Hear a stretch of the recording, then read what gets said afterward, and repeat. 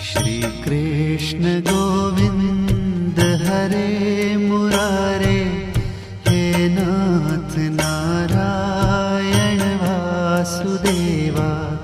जीवे पिबस्वामृतमेतदेव, गोविंद दामोदर माधवेति।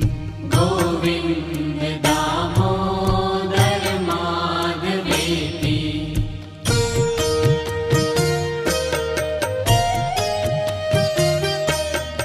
विक्रेतु कामा किल गोपकन्या, मुरारिपादार्पितचित्तवृत्तिः।